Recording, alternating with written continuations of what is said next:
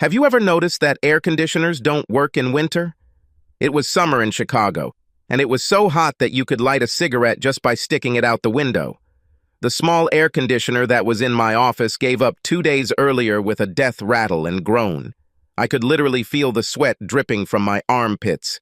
I would have preferred to be sitting on a stool at Plato's Place sipping a cool drink, but unfortunately, or fortunately, depending on how you look at it, I couldn't leave. I was waiting for my hour-long appointment and could not miss the opportunity to look at the lady who was going to visit me. Last time I heard such a sultry voice. I didn't even recognize her name. She hung up without calling him. All I knew was that her husband was missing. I heard the click of her high heels in the hallway and saw her shadow as she stopped to read the black lettering on the frosted glass of my door. Blake McDaniels, private investigation. I quickly buttoned the top button of my shirt and adjusted my tie as the door opened. I've seen a lot of beautiful women in my time, but this one was straight out of Vogue or Vanity Fair. I'm 6 feet 2 inches tall, and she looked only 4 or 5 inches shorter. Her long blonde hair was professionally styled and framed a gorgeous face with high cheekbones and sparkling blue eyes that could devour a man's soul like a Doberman pines a piece of raw meat. The expensive women's suit she wore did little to hide the body it covered, and the longest legs I had ever seen were hidden in a short skirt to hide treasures a man would kill for.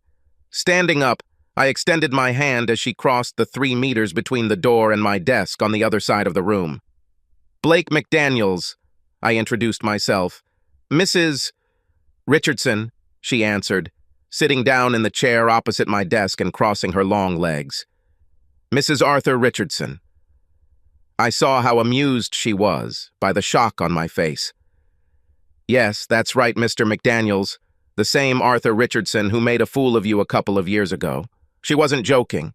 Her husband was embezzling funds from his company. His business partner knew about it, but couldn't prove it, so he hired me.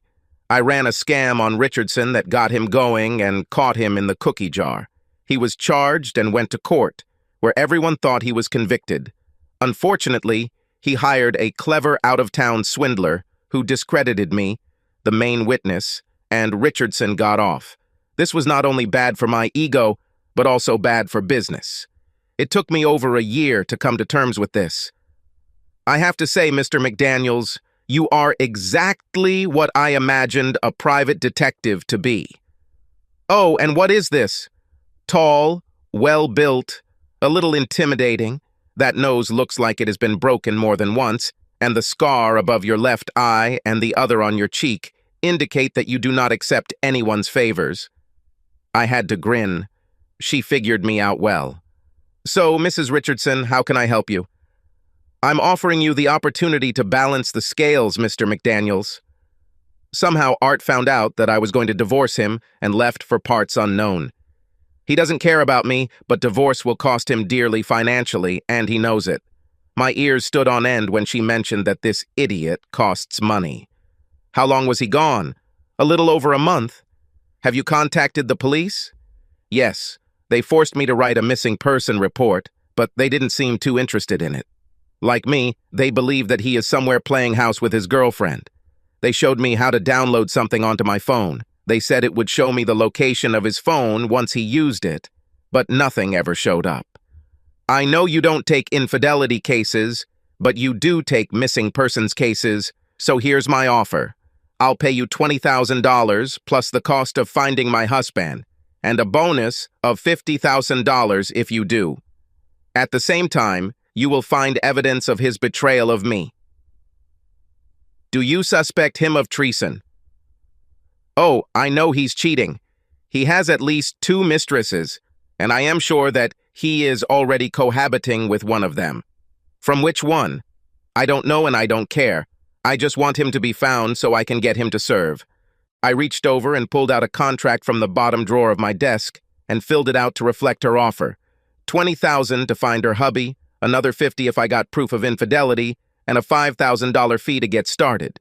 She signed without even reading. I don't have all $5,000 with me, she said, taking money out of her purse, but I'll ask someone to give it to you tomorrow afternoon if you don't mind. I accept checks, I told her. I want you to start right now. I wouldn't want you to have to wait for the check to clear, she explained. I took $3,000 in cash and gave her the receipt, then spent the next hour asking questions. Does he have friends or relatives he could stay with? How much cash did he take? Does she know where he might have more money? Did he own property out of state? Did he drive his own car? She told me his driver's license number and all the credit card, social security, and bank account numbers she knew about. But she suspected he had others she didn't know about. She knew nothing about his business dealings or his partners. I knew that he was forced to leave the company where he committed theft, but I did not follow him after the trial. As Mrs. Richardson left my office, I watched her ass sway from side to side and didn't notice any panties under her tight skirt. Damn, she's been sitting here without any panties this whole time. I wondered if it was because of the heat, or if she was trying to use her feminine charms as an incentive to take her case. If so, then she needn't have worried. I was going to hand him those papers myself when I found him, just to see the look on that bastard's face.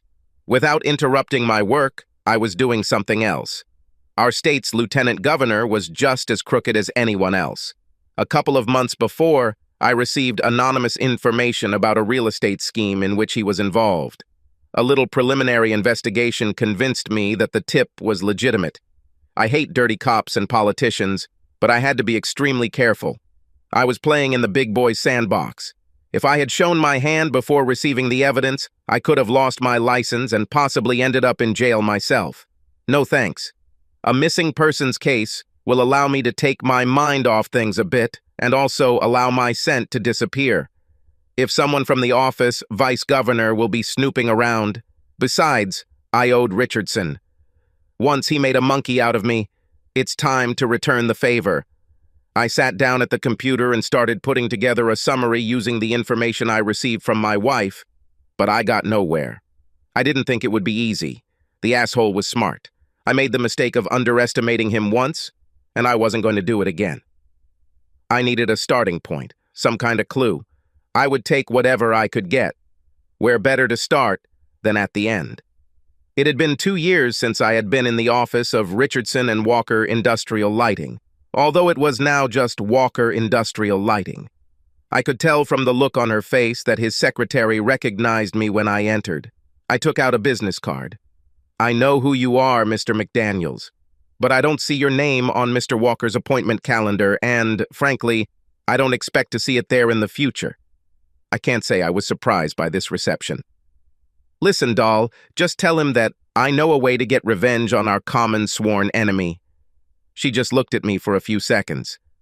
Go sit over there, she ordered. I'll see if he can talk to you. Not knowing how long he would keep me waiting, or whether he would even see me, I sat down in the chair and reached for the magazine. I barely had time to open it when I heard his door open on the other side of the room. I looked up and saw him standing there, frowning. What's the matter, McDaniels? Did you give our money back? No, I answered. Most likely they are gone forever, but with your help we can take a little revenge. He turned and retreated to his office, but left the door open. I took this as an invitation. Upon entering, I sat down in a chair, and he, with the same gloomy expression on his face, sat at his desk. I don't even know why I'm listening to you. The last time I did this, you assured me that the company would return the money that asshole embezzled. Not only did we not get the money back, but I had to pay your fee as well, so say what you want to say, and it better be good, or I might have security throw your ass out the window. I knew he was pissed, but come on. As far as I know, they didn't even have security. However, I didn't intend to annoy him. I hoped that he could give me a lead. After telling him that Richardson's wife had hired me to find him, I explained to him the reason. I hope to serve him the divorce papers myself, I told him. When this happens, you can always say that they were obtained with your help. I didn't expect it, but it brought a small smile to his face. What do you want from me? Everything you can know about his habits when he worked here, the people he knew, the places he went to get away from it all, anything you can think of that might help me find him, maybe. A small hiding place where he took his women. His wife thinks he has a girlfriend but doesn't know who it might be, I said. Damn, guys like that go through mistresses like an alligator through a swamp, he said. I know about 2 women with whom he had fun then, but that was 2 years ago. Who knows how many girlfriends he's had since then? Anything you can think of? I repeated. An old girlfriend might know his new girlfriend. You know what they say about a woman who is despised? He reached for the intercom button. Dory, could you come in here for a minute? A few seconds later, Walker's pretty secretary stood at his desk and smiled at him, looking at me. Damn, she was good at this. I bet she was one hell of an attractive Friday girl, not to mention a tigress in bed. I wondered if Walker knew about both. Dory, you interacted more with the two women Richardson dated than I did. Do you remember their names? I have their names, addresses, and telephone numbers. Mr. Walker. We both looked at her in shock. He asked me to send them flowers. I have their data on my computer. He also made me dial their numbers for him before he picked up the phone. I just stumbled upon the mother lode. Inspired, I began to achieve more. What about a secret love nest where he would put his honey at night and where his wife would never be able to find them? Sorry, she said sarcastically. I don't know such a place. Dory, you can print out everything you have on these two women and anything else that you think might help in finding Richardson. He's missing, and we're going to help McDaniels find him. She looked at her boss with an expression that said, I'll do it, but I don't like it. She turned and walked back to her desk. Walker turned his attention back to me. Okay, Dory will make a printout for you. Leave her your business card in case she comes up with something else. You know I'm only doing this because I want to see Richardson suffer, right? Don't think I think you're anything more than an asshole. I stood up without shaking hands with him and joined Dory at her table. She was already holding the printout. This is all I have, she said, handing me a piece of paper. Rummaging in the pocket of my sports jacket, I pulled out the very business card that she had not accepted when I first entered.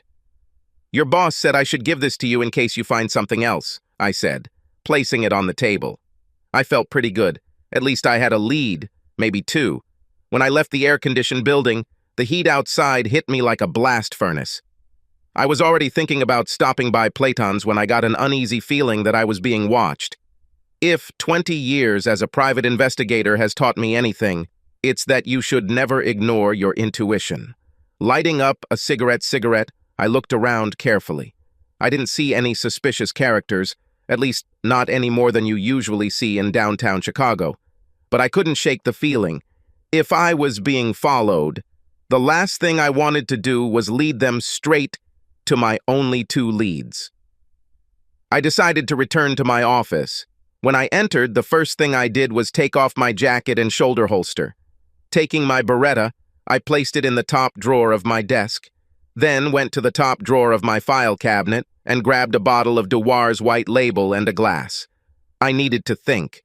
I only had two cases, Richardson and the lieutenant governor. And then it dawned on me. Of course, if I was hiding from someone, I would want to know what they were doing to find me. Richardson kept an eye on his wife. Thus, he was always one step ahead of her. Damn, he was a smart Special Forces soldier. I looked around my office. Could he have listened to it while I was away? At that moment, I decided that paranoia was my friend. I put everything back on and left my glass of Dewar's on the table as I left the office. Then he went around the corner to a small diner to get something to eat. When I finished, I walked into the back room, past the men's room sign, and out the back door. Returning to the car, I drove to a little-known electronics store. Angelo, Angie for short, has always been my ace in the hole. He heard the little bell above the door as I entered and came out of the back room to greet me. Hey, Blake, what's wrong? Hey, Angie, have you ever felt like you were being watched? He laughed. Not in my business. I took out my phone and placed it on the counter in front of him. Could you scan this for me? I think I'm being followed. They might also be bugging my office. I'm not sure. Angie connected my phone to the computer and checked it. Phone is fine, Blake. Good news, I told myself. Okay, thank you. Can you come to my office sometime and scan it? Yes, of course, he said, looking at the clock on the wall. I can leave here in an hour. That would be great, Angie, thank you. I will be there. This wasn't the first time he checked my office for bugs. We had a normal routine. He said he was nearby and came by to say hello.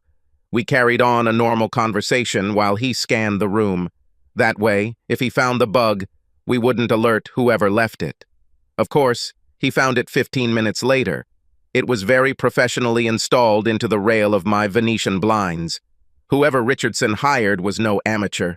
We left the bug in place. "Come on, Angie, I'll take you downstairs," I said, in the interest of our spy.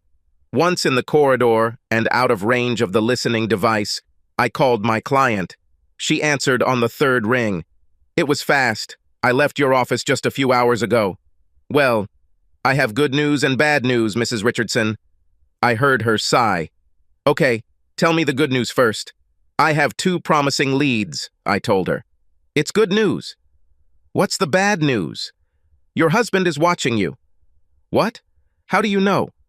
In this business, sometimes some kind of sixth sense develops. Mine told me that I was being followed today. On a whim, I checked my office for listening devices and found one. "How do you know that this is art? Maybe it's from one of your other cases?" "Think about it, Mrs. Richardson. What better way to prevent you from finding him than to know your every move?" "That sneaky asshole," she growled. "Your husband is not a fool, that's for sure. Either way, we can use this to our advantage." "How?" I explained my plan, but it was already late, and we decided to wait until the next day. At 10 o'clock the next morning, she burst into my office. "Why didn't you tell me that you were the same private detective who created all the problems a couple of years ago?" she shouted. I calmly handed her the phone with a note in which I wrote that she should use it in the future if she needed to call me. She nodded her head to acknowledge that she understood and placed the rest of the fee on my desk before continuing. "If I had known who you were, I would never have hired you." "Well, I'm going to fix that right now." Fired. "Wait a minute," I begged, but she turned and walked out, slamming the door behind her, almost breaking the glass. "Damn," I said out loud, leaning back in my chair with a big smile. I didn't like Derek Knudsen. He was a private asshole. I use this term specifically for him because he gave private detectives a bad name. Mrs. Richardson was on her way to his office, where she would give him a fake name and write all sorts of nonsense. After wasting a little of his time, she will flash her pretty blue eyes at him and leave, leaving him to wonder what it was. Of course, someone who followed her would think that she fired me and hired him. Like a tick on a dog, they will focus all their efforts on Knudsen and leave me alone. I still needed to give her some time to make sure my plan would work. So I ran to do some chores around the house and then stopped by Plato's place for a couple drinks. Stan, my favorite bartender, saw me walk in and was already waiting with a frosty mic by the time I sat down. We have known each other for a long time. He even dated my ex-wife for some time. We shot for a couple of minutes until he minded his own business and went to work. I was left thinking about my new business. A common battle cry in my profession is, follow the money. Unfortunately, I tried this 2 years ago and got nowhere. Richardson was the best I've ever seen at burying dead presidents. The fact is that everyone has a weakness, some kind of vice that makes him vulnerable. From what I knew of Richardson, his vice was women. Instead of trying to go after money again, I decided it would be better to spend my time looking for signs of broken hearts. As I told Walker, you know what they say about a woman being scorned. By the way, about this, I was wondering what Stacy was doing. 40 minutes later, I found myself ringing her doorbell. The door opened, and on the other side stood an absolute vision of female attractiveness. With her natural red hair and sparkling green eyes, Stacy stood out in any crowd. The black bodycon dress and high heels showed off a figure that could rival any supermodel. Hell, if you weren't my ex-wife, I'd get down on one knee and propose right now. She giggled. Excuses, excuses. Sorry, Stace, I should have called. I didn't know you were on a date. Yes, she said, opening the door a little wider. Come in, I just need to grab my purse.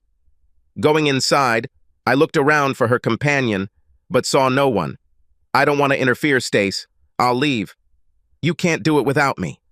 She stood and looked at me with a purse in her hand. Have you decided where we will go yet? I was completely confused. I don't understand. You are dressed so smartly. Don't you have a date? I dressed up for you, you big fool. Now let's go, I'm hungry. Taking her arm, we walked to my car. I kept asking myself, how the hell did she know I was coming? I'm a detective. My job is to solve mysteries, and I won't be able to sleep until I solve this one. I waited until we were in the car before asking, Stacy, how the hell did you know I was coming? Telepathy, she answered. Telepathy? Yes, I wanted to go somewhere tonight, and I transmitted this thought to space. This only works for people in your spiritual orbit, so I knew you would be the one to receive my thoughts. Okay, I knew she had just said all this psychobabble, which meant she wasn't going to tell me about it, so I'd have to figure it out myself. Yes, exactly, I said, which made my beautiful passenger laugh. By the time it dawned on me, we had already placed our order. Oh, of course, I mentioned this to Stan when I left Plato. He called you. She didn't say anything, just smiled widely. Every time Stacy and I got together, we could count on sex to be part of the equation. We both got horny as hell just being in each other's company. By the time we got back to her apartment, we were tearing off our clothes. Will you stay the night? If this is an invitation, then I accept, I replied. Okay, I'll give you 20 minutes to recover. And then I want you to make love to me, she said, kissing my neck. Keep up the good work and you won't need 20 minutes.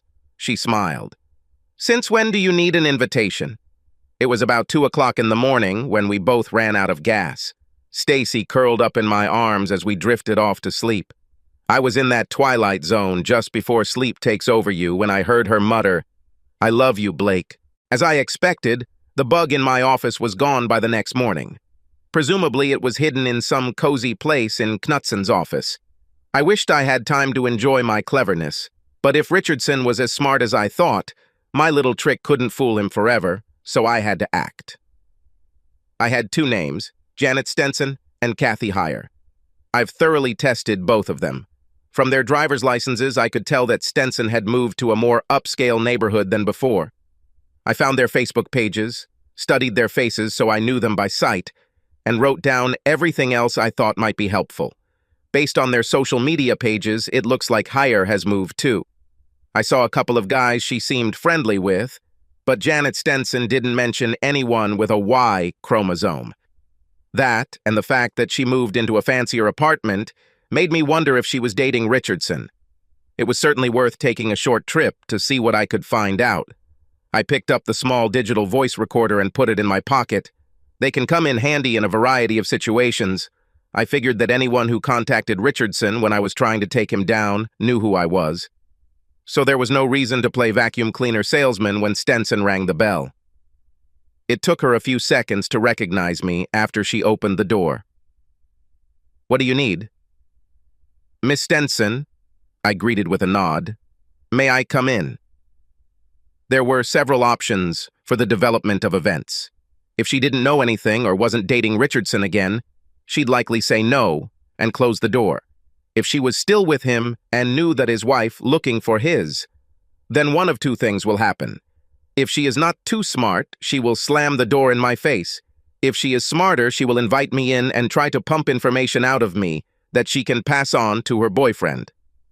Yes, of course, come in, she answered, standing to the side. I didn't see anything about her work when I looked for her. Whoever her sugar daddy was had money. The apartment was a good size, with fairly expensive furniture. A good place. Thank you, she replied sharply. So, for what reason did you want to see me? I glanced at the leather sofa. Can I sit down? She sighed impatiently. Perhaps, she conceded. I walked over and sat down. On the coffee table, I noticed her phone. What I wouldn't give to look at it, but I couldn't figure out how to get her out of the room for that long. Miss Stenson, may I call you Janet? Yes, okay, haha. She suddenly became more friendly. She was going to pump information out of me, but next to me, she was just an amateur. Janet, Arthur Richardson is missing. His wife is worried sick and hired me to find him. Can I offer you a beer? She interrupted. This surprised me a little. I figured she needed time to think about her strategy, or maybe she thought the beer would loosen my tongue so she could get more out of me. Either way, it will give me an opportunity. That would be great, thank you. As soon as she disappeared into the kitchen, I took the recorder out of my pocket, turned it on, and stuck it under the sofa. It was voice-controlled and only recorded someone's conversation. I hoped she would call Richardson as soon as I left. I had one more trick up my sleeve. She quickly returned with a beer. She placed a leather coaster on the glass coffee table in front of me and placed a bottle of Michelob on it. "I don't know how I can help, Mr. McDaniels. Art was my friend, but I haven't seen him in years. His wife must be furious. Do you have any leads?" "Not yet. I was hoping that you could help me. Let's be honest, Janet. You were much more than just a friend. With all his money, I doubt a man like Richardson would take a risk using hotel rooms. I think he has a nice little hideout for after-school activities, somewhere out of the way where no one will see him." "So, you don't suspect that he was kidnapped or anything like that? Do you think he is hiding from his wife on purpose?" "At the moment, I am not ruling out anything, but I would really like to find his love nest. If it is not there, it may indicate foul play." "And what will happen if you find him?" "His wife is not a fool, Janet. If he is cohabiting with someone, let it be as it is. She just wants to make sure he's okay." "Yeah," she said, letting me know that she knew I was lying. "Tell me, Mr. McDaniels, why did she hire you?" "There are probably 100 private investigators in Chicago." "Janet, even though your boyfriend's expensive lawyer pulled him out, I actually got information on him. I'm good at my job. I think Mrs. Richardson understands this." "I understand," she admitted. "I wish I could help you, but, like I said, I haven't seen Art in years, and we've never been in any kind of love nest together. I was surprised that the mistress of a man like Richardson couldn't lie better, but I knew that was the cue for me." I took a sip of beer, stood up, and put my business card on the table. "Well, if you can think of something—" "I'll definitely call you," she said, finishing the sentence for me. She walked me to the door, said goodbye, and closed the door. I knew her next move would be to call Richardson. The phone I saw was not supposed to be in a luxury apartment. It was a cheap pipe. When I first arrived and parked my car on the street, I noticed that the apartment building had a parking lot on the lower level, with a large roll-up gate. I saw one of the residents use the automatic garage door opener when he drove inside. I'm willing to bet that in such a stylish establishment, each resident has a designated parking space. All I had to do was get inside. To do this, I opened the trunk and took out Captain America's magic Dakota ring. Okay, it wasn't a ring, and it had nothing to do with Captain America, but that's what I thought of it. In fact, it was about the same size as a pack of cigarettes. Most of the houses in this area had pretty good door locks. Not that I couldn't pick them, but it could take a long time. They also had built-in garages with automatic overhead door openers operating on radio frequencies. Most people rarely locked the attached door, so once they entered the garage, they could simply walk into the house. I bought my little gadget a few years earlier at Angie's electronics store. All I had to do was press a button when someone used the garage door opener, and my little toy would recognize the frequency and duplicate it. After that, I could use it to move in and out of the garage at any time. All I could do was wait outside Janet's house until one of the residents came home. It could have lasted for hours, but I was lucky. 10 minutes after I left her apartment, a Beamer pulled up. When I pressed the button, I saw the red light turn on, indicating that it was working. I waited a few minutes before going inside, then closed the door behind me. I was right about the parking spaces. It only took me a minute to find Janet's place. "Jesus," I said out loud. "Mercedes Cabriolet convertible. She must be something special in bed." Now all I had to do was find a place under the car where there was enough metal to hold the magnetic tracking device when driving over potholes. On a whim, I tried to open the door, and, to my shock, it opened. Stupid woman. I reached under the seat and attached the device to the inside of the frame. Once again, it was a waiting game. My tracking receiver would alert me as soon as Janet's car started moving, so to avoid appearing suspicious, I drove around the block a few times before finding another parking spot and waiting again. Night fell a few hours ago, and I was beginning to think that I would have to spend the night in the car when I heard my radio start beeping. I pulled out to follow her and saw her taillights as she drove away. I followed her to a grocery store a few blocks from her house. Taking out my binoculars, I watched as she entered the well-lit building. I saw her take one of the large carts, which I assumed meant she would be there for a while. This was my opportunity to return the recorder. I hurried back to the apartment building, used my magic decoder ring to enter through the garage, and took the elevator up to the second floor. Household locks are not easy to pick, but the locks that developers buy for apartment buildings are child's play. Taking a master key and a torsion spring from my pocket, I found myself inside her apartment in less than 20 seconds. Without wasting any time, I took out the recorder and quickly returned to the car. Several recordings were recorded, but most lasted only a few seconds. I figured she was talking to herself when she was alone. However, the first recording lasted just over 8 minutes. I knew that this would only be one side of the conversation, but I hoped for a miracle and almost got it. "Hello, it's me. Yes, this is very important. You'll never guess who was just here asking questions. Blake McDaniels. Yes, he said your wife hired him to find you because she's worried about you. Yes, I know. I don't know. He doesn't seem like that kind of guy, but it's possible, I guess. When? Okay. What should I bring? Well, I don't know. Is it even possible to cook on a yacht? I have no idea. Okay, I'll go in the evening. I don't want to leave right now in case he's still there. Of course, I'll make sure he doesn't follow me. I'll go at 3 o'clock in the morning. There will be only a few cars on the road, and I will be able to determine that someone is following me. What about the apartment, the car, all my things? Okay, I'll see you early, Friday morning. I love you, honey.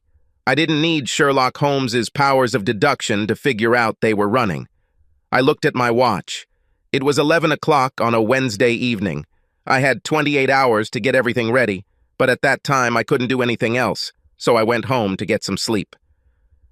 The next morning, I called Mrs. Richardson. Hello? Mrs. Richardson, this is Blake McDaniels. Could you please drop off the divorce papers at my office sometime today? If not, I can come and pick them up. Have you found him? Yet? She almost shouted. I never gave assurances to clients until everything was firmly filed. Not exactly, I told her, but I have a very good lead. If everything works out, I'll be looking your future ex in the eyes tomorrow morning. No one will give him these papers except me, she said. No, this is not a very good idea. First of all, I'm going to leave around 2:30 in the morning. Secondly, I have no idea what your husband's reaction will be. It's possible he has a gun. I don't know, but I don't want to worry about you or myself. I don't care. That's why I hired you. Just don't forget to take your gun with you. I doubt he will become aggressive. He'll be angry, but I don't think he'll actually try to do anything. Either way, I'll be there. I'm going to hand him these papers, looking him straight in the eyes. She spoke like a woman on a mission, and she was not going to be convinced otherwise. Okay, I sighed, but today at 2:30, you must be in my office. You can't be late. I won't be late, Mr. McDaniels. I will be there. I needed to make a couple more calls, but after that, I had nothing else to do. Called Stacy to see if she was free for lunch. I met her at DeMar's, a cute little restaurant, a couple blocks from where she works. When I sat down at the table, she was a little quieter than usual. Hello, beautiful. How is my girl doing? Yeah, she said, looking away. What's the matter, baby? Are you having a bad day? I'll tell you after we order, she replied. We had already met there several times for lunch, so it didn't take long to order. The waitress wrote everything down in a notepad and left with the menu. A minute later, she returned with coffee and said that our orders would be delivered soon. So, dollface, why are you so gloomy? She took her coffee cup with both hands and stared at it for a few seconds. I got the impression that whatever the problem was, it was important. Last night you made a comment. You said that if I weren't already your ex-wife, you would have proposed to me. Yes. Have you ever really thought about this, about the proposal? Her question took me by surprise. As the song says, we got married in a rush. Those days, I was either on a mission or with Stacy. A friend introduced us. That same night, we destroyed a set of motel sheets and nearly broke the bed. 4 months later, we were saying I do in a wedding chapel in Vegas, and a guy dressed like Elvis pronounced us husband and wife. We lived like this for almost a year before we realized that my profession and marriage were not the best combination. Stacy, we already tried it, remember? I'm still a private detective. I still have crazy hours. Damn, I'm leaving at 2:30 tonight to look for a missing person. I don't even know where I'm going or how long I'll be back. Well, we're just older now, Blake, more experienced. When we first got married, I wasn't ready. I mean, I knew what you did for a living, but I didn't know what it entailed. Now I know. Blake, after our divorce, I dated a lot of guys, but I never found anyone who could take your place. I just can't get you out of my head. I was stunned. I had no idea what to say. She picked up her cup and took a sip, still holding it in both hands. Well, what do you think? Now you have to tell me that you still love me, she said hesitantly. The truth is, Stacy, I still love you. It's because I love you that I think this is a bad idea. Do you really think that you won't worry when I'm away on business? You don't think that you won't torment yourself with constant questions about where I am and whether everything is okay with me? She looked up at me. I have a friend at work. Her husband is a fireman. They have been married for 20 years. She told me how she copes. If she can handle it, then I can handle it, Blake. Just at this time, our food arrived. The thought of being married to Stacy again wasn't disgusting, but I was sincerely hesitant. I need to think, Stace. Give me some time. She looked down again with a sad smile, as if she knew my answer would be no. No pressure, Blake. I just thought it was worth mentioning. This put a bit of a damper on the rest of our lunch. As I said goodbye, I kissed her on the lips and told her that I would really think about her words. This seemed to cheer her up a little. I went back to my office and went through my to-do list again. I needed to make another confirmation phone call, but I wasn't going to make it until late in the evening. In the end, I decided to go home and try to get some sleep. For a while, this was my only chance.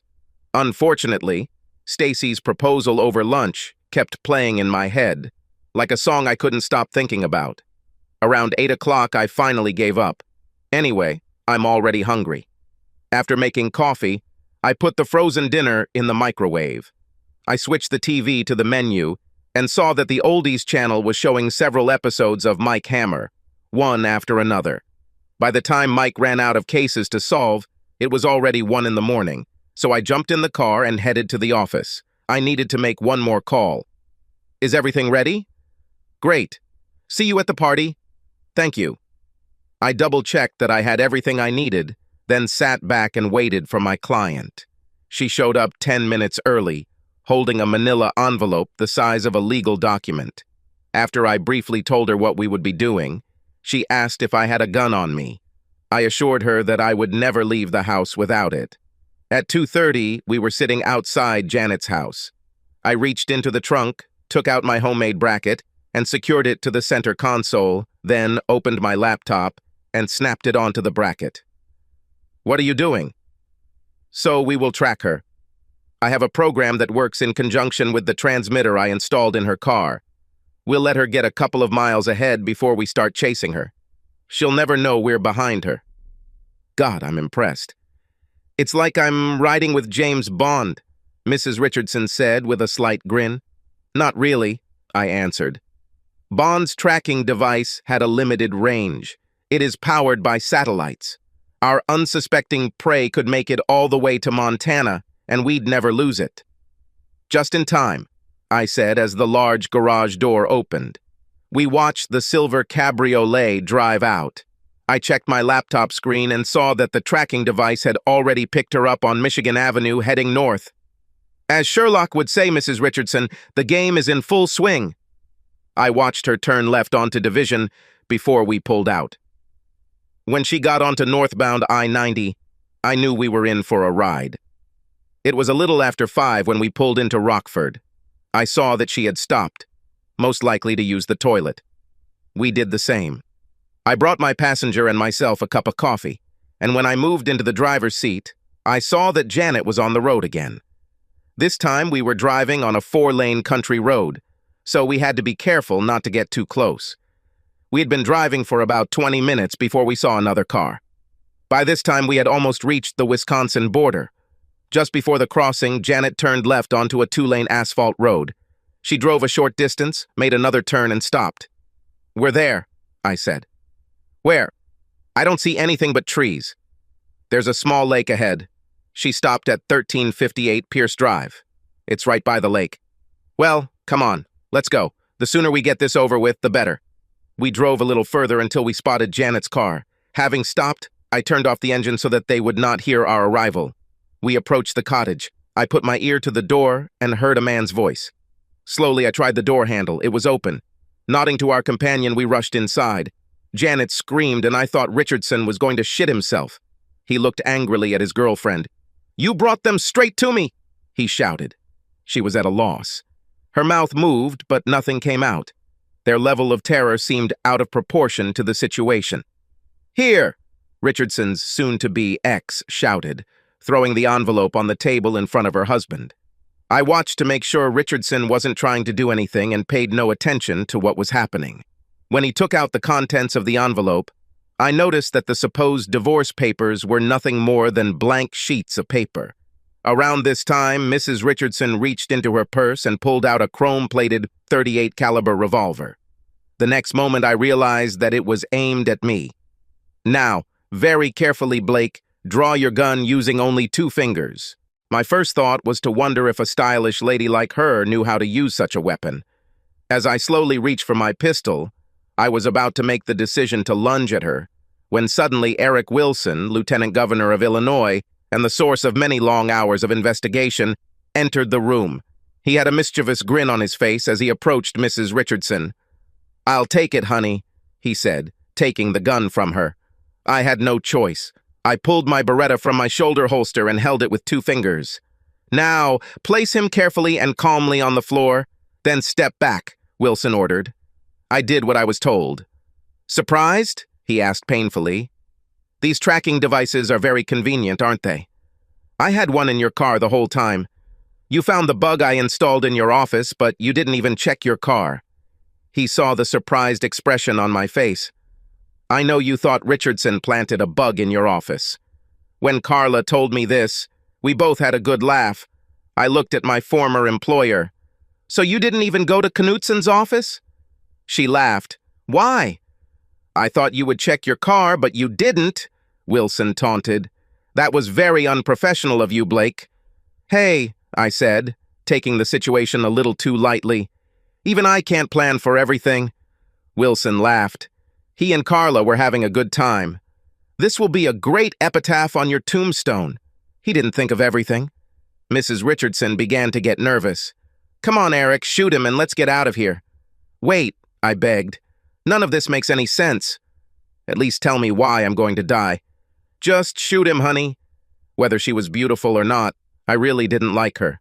A wide smile slowly stretched across the vice-governor's lips. "No, honey, he's right. He must know how he is being played. But first, take his gun." Mrs. Richardson picked up my pistol and joined Wilson again. "Did you really think that I wouldn't know that you were investigating me?" "Come on. Any 2-bit private detective will understand that a person in my position has eyes and ears everywhere. I was about to shoot you during a botched robbery attempt when Carla found her husband's foreign bank account numbers." Shocked, Richardson turned to his wife. "Did you find the numbers?" The evil grin on her face lifted the facade and clearly showed the cruelty of this woman. "That's right, lamb pie." "Then why all this? Why not just divorce me? You have more than enough reasons." She giggled. "Oh, Art, don't be a fool. Why take half when I can have it all?" I looked at Wilson again. "So you and Carla are together?" "Damn," he laughed. "McDaniels, you should be a detective." Art put in his 2 cents again. "I knew you were having fun with someone important," he told his wife. "I just didn't know with whom. Tell me, why did you even marry me? Our marriage was a sham from day one." "Of course, because of the money, dear. You had more of them than all the other guys I was having fun with then."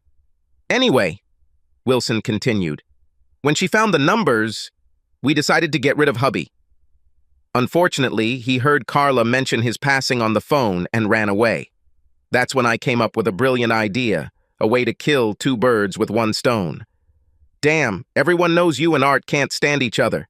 He made a monkey out of you in open court. So when the cops get here, they'll find that you two shot each other. This gun, he said, lifting it slightly to show the one he was holding, is Art's. He left it when he ran away. So first I shoot you with his gun, then I shoot him with your gun. It's as simple as that. I can already see the headlines, he boasted, looking up as if reading a large inscription in the air. 2-year vendetta ends in gunfire, 2 killed. Oh yeah, it's just lovely. What about Janet? I asked. Yeah, sorry about that, he said, looking at her. You are what we call collateral damage. In other words, you were in the wrong place at the wrong time. You'll never get away with this, I shouted. Of course it will do, that's not a question. 20 minutes after you left your office this evening, a guy walked in.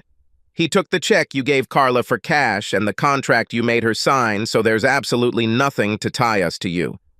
He also forged a couple of threatening emails that he sent from your computer to Art's personal email address.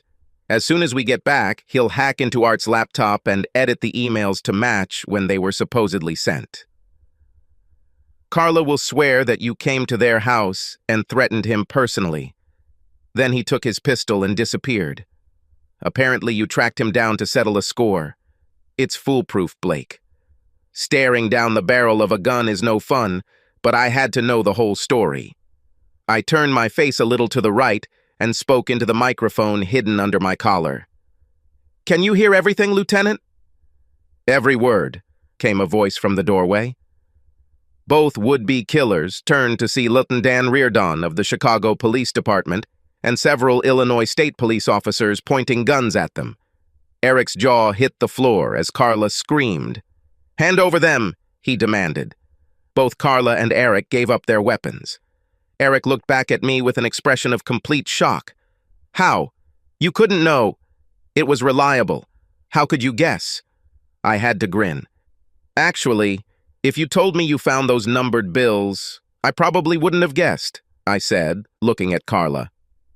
Remember, I tried damn hard to find the money that your husband embezzled, and I didn't find anything. I knew that someone who was so good at making money disappear without a trace would have no problem hiding it from the divorce court. He'd convince the judge he was broke, and you'd get nothing. I also thought it was a little strange that you didn't want to give me a check for my fee. Not many women feel safe walking around with that much cash in their wallet. Then I found out that you lied to me. You said you went to the police and filed a missing persons report, but when I called to see if they were actively investigating, I was told there was no report. When I put everything together, something didn't smell right. I didn't fully understand it, but I felt like something was wrong. When you said that only you can give hubby these papers, I realized that everything that is happening will become clear when we get here. I called the lieutenant and told him my plan. You, I said, turning to Eric, were not the only one who was watching us. By the time I finished my little speech, Reardon had handcuffed the 2 criminals. Are you going to be okay? Yeah, I'll be fine, I replied as he handed me back my gun and put the other one in the evidence bag. I need a full recorded statement from you as soon as possible. I'll come tomorrow, I answered. We all watched from the doorway as the police put Wilson and Carla into separate cars and drove away. I need a drink, Richardson announced. How about you, Blake? Yes, I could use some whiskey neat. He looked at Janet, who was sitting at the small kitchen table. You are cute? Without saying a word, she simply looked up at him.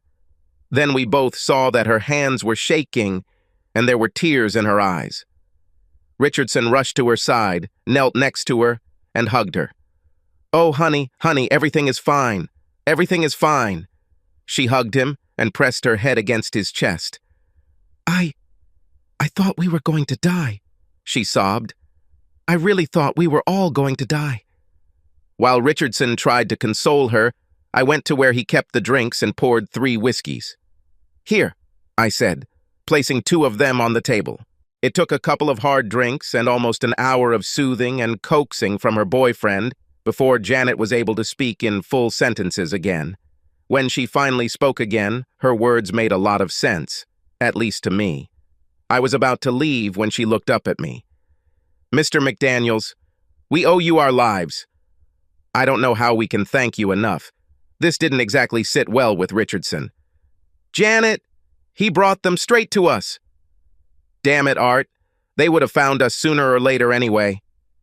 "You know, when Carla found those bills, you were dead.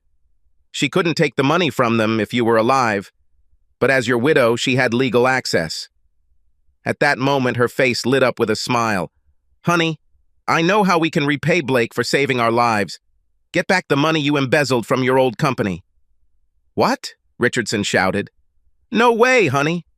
"Art, you told me you're worth about $9 million. Was it true?" "Yes, but how many of them did you steal?" "4 million, I intervened. She looked genuinely shocked. $4 million? She gasped, looking at Richardson. "Art, I'm not going to live on stolen money. 4 out of 9, that leaves $5 million. This is more than we could spend in 2 lifetimes. Honey, there is a reason why I appropriated this money." "I don't care," she replied. "It was wrong. It was illegal. I want you to return the money." "How will the fact that I return the money help him?" "It will restore his authority. That's how it is," she replied. Once again, I had to put in my 2 cents. Not to mention the 10% search reward I'll get. She looked up at Richardson. "You see?" She grinned. "Darling, if you love me as much as you say, then you will return it." Richardson was apparently as good at talking to the ladies as he was at hiding money. I knew it would snow in hell before he handed over the money, so I left them there to argue and headed home. Tired, hungry, and planning to spend the next 3 hours on the road. I stopped at a quaint little country diner to have breakfast before starting the long walk back. On the way, all I could think about was Stacy's suggestion to try again. Being single was a double-edged sword.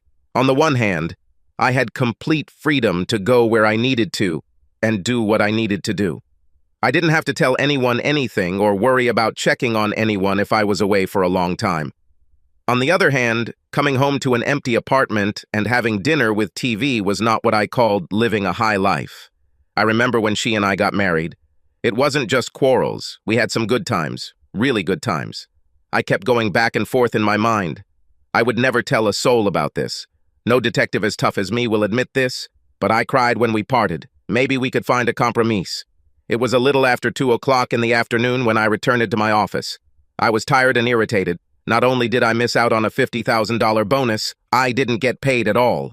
Of course, the downside was that the story would end up in the newspapers. It would be good for business.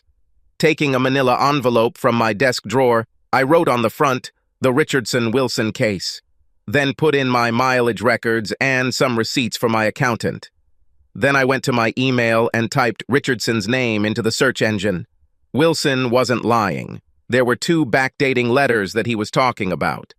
I checked my file cabinet, and as stated, both copies of the receipts I gave Carla and the contract she signed were gone. I called the lieutenant and told him what I had found. I asked if I could just take a screenshot of the email, but he told me not to do anything until he sent a computer forensics expert to take a look. He said it would take a couple of hours, which meant I would have to stay and wait. Just what I wanted to hear. By the time the expert came and left, it was closer to 6 o'clock. On the way home, I stopped at a cafe and immediately went to bed as soon as I entered my apartment. The next morning, I woke up to the phone ringing. When I picked it up to answer it, I saw that I had slept through several more calls. "Hello," I said in a voice that indicated that I had not yet woken up from sleep. "Mr. McDaniels, this is Eloise Dowling from Chicago Tribute.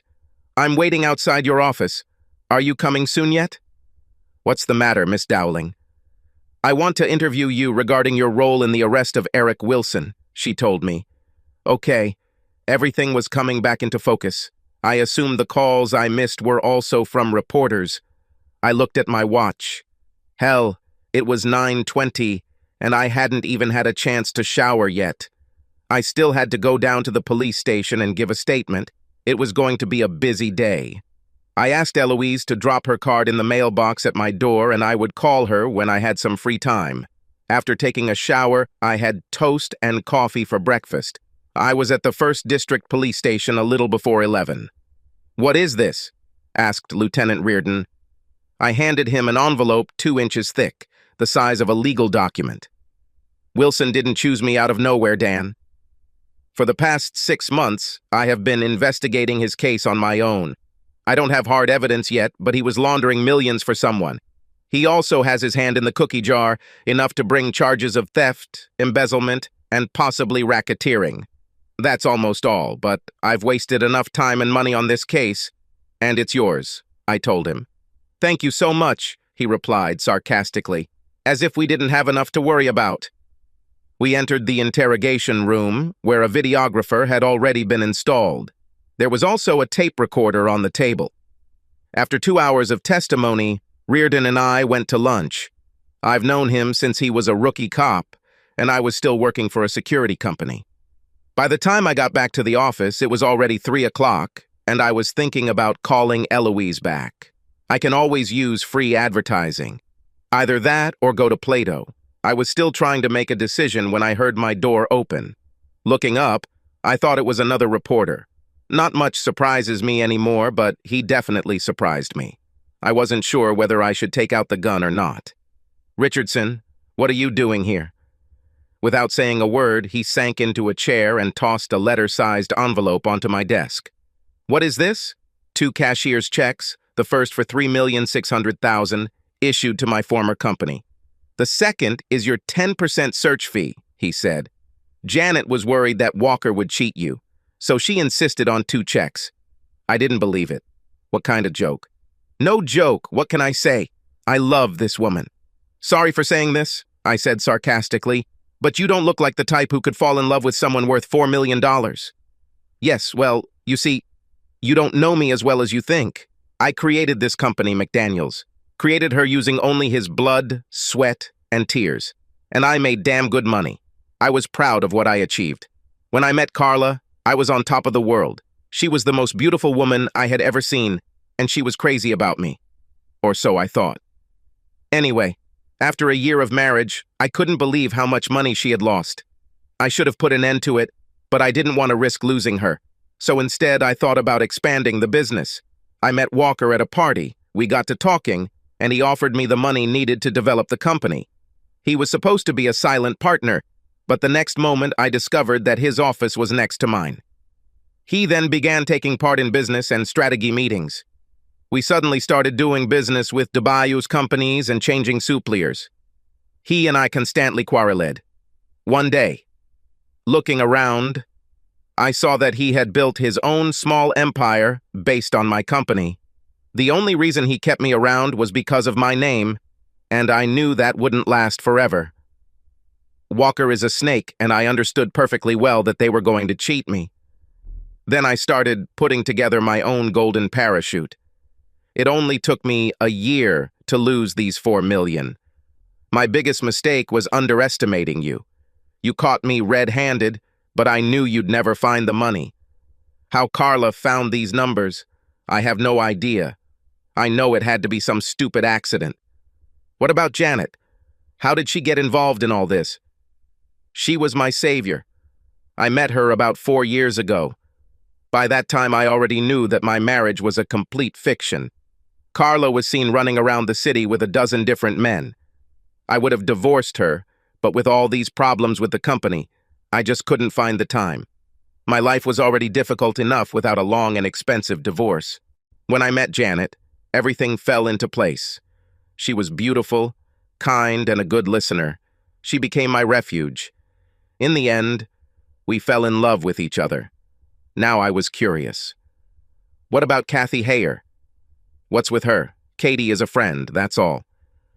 Walker's secretary said you had fun with her too. Dory always sees the worst in people. I think she thought I was having sex with Katie because I sent her flowers a couple of times. Come to think of it, I also asked her to order dinner for Katie and I once or twice. The truth is that she was having a hard time breaking up with her long-term lover. She was depressed, and I tried to show her that it wasn't her fault, that's all. Anyway, he said, standing up abruptly, now you know the whole story of my life. The cops don't want me to leave before the trial, so I think I'll be here for a while. But once this is over, Janet and I plan to spend the rest of our lives soaking up the tropical sun somewhere. Take care, McDaniels, were his last words as he closed the door behind him. One thing I've learned in my business is that there is no such thing as black and white, and there are always more than two sides to every story. I looked again at the check with my name on it, $400,000. I still couldn't believe it. On the way home, I took it to my accountant. I told him to put $20,000 in my account and figure out how to keep as much of the rest as possible from Uncle Sam, legally, of course. The next morning, I walked into Walker's outer office. Dory was no more glad to see me than last time. You're like a bad penny, McDaniels. I think he'll want to see me, Dollface. I have something for him. The bleached blonde pressed the intercom button and told Walker I had something for him. He will see you, she told me, pointing to the door to his office. I didn't sit down. I really didn't want to do this. If Walker was the fraud Richardson made him out to be, he didn't deserve what I was about to give him. Sometimes in my business, you have to do some pretty nasty things, and this was one of them. I took the envelope out of my inside coat pocket and threw it on his desk. He read the company name on the front. What is this? Open it and find out, I answered. His facial expression seemed to me to be about the same as my own. 3 million? 6, he almost shouted, looking at me. Did you get them back? What about the rest? I get 10% as a search reward, remember? No, I don't remember that at all. Richardson was right. Walker was a snake in the grass. I thought you might say so, I told him. So here's a copy of the contract you signed when you first hired me, I said, throwing the 3-page agreement on his desk. Okay, he replied, knowing that I had all the aces in my hands. I suppose I should thank you. Don't worry, I told him. I was looking at 38 the other day, but I think having to give you this money is the most unpleasant thing I've done all week. When I got to my office, I picked up the newspaper and read the policeman's account of what happened at the lake house. It's time to tell you your version. I borrowed a couple of chairs from the employment agency next door and called a small press conference in my office after lunch. This little Eloise was as cute as a kitten and looked at me with big eyes all the time. Stacy and I never put any limits on each other. We were both free to do whatever we wanted with whoever we wanted. A week ago, I had no doubt that I would have been dancing in the sheets with that little slut from the newspaper, but for some reason, suddenly, it seemed wrong to me. Then I checked my bank balance online and smiled when I saw that $20,000 was already in my account. I decided to take a chance and called one of the upscale restaurants in town and made a reservation for late evening. Then I needed to make sure Stacy was available that evening. When I told her where we were going, she said she had nothing to wear. I told her not to worry about it. I knew she was still wearing the same size as when we got married. I needed to go home and get ready, but first, I had to make a couple of stops. I rang Stacy's doorbell at 6:30, which gave her time to finish getting ready. She screamed when she saw the dress. Blake, it's beautiful, but how can you afford it? It must have cost a fortune. What, did you rob a bank? No, I was just able to finally get the debt. Now hurry up and put it on, we have less than an hour. Throughout dinner, Stacy questioned me about the debt I told her about. I just told her she would have to wait for the morning paper. I knew reporters would hype the story to sell more newspapers. Letting her read about it would help me stay humble. I told myself with a small smile. We ate the last bites of our desserts and were about to leave, finishing our coffee, when I decided it was time. Oh, I almost forgot, I said, reaching into my jacket pocket. When she saw the Tiffany ring box I placed in front of her, she screamed so loudly that the entire restaurant looked at each other. Tears immediately flowed from those gorgeous eyes as she tried to slide the large pear-shaped diamond onto her finger. She raised her hand up for everyone to see. "We're engaged!" she shouted. We heard shouts of, "Congratulations!" followed by applause from both patrons and staff. I have a good accountant. I knew he would invest my money wisely, allowing me to be more selective in the clients and cases I take on. Life with Stacy has been absolutely wonderful. and I look forward to a wonderful future together. Subscribe to our channel so that your second chaff doesn't cheat on you, and go ahead and listen to the next story, because this story is nothing compared to the next one. If you're under 18, don't even think about listening to the next one.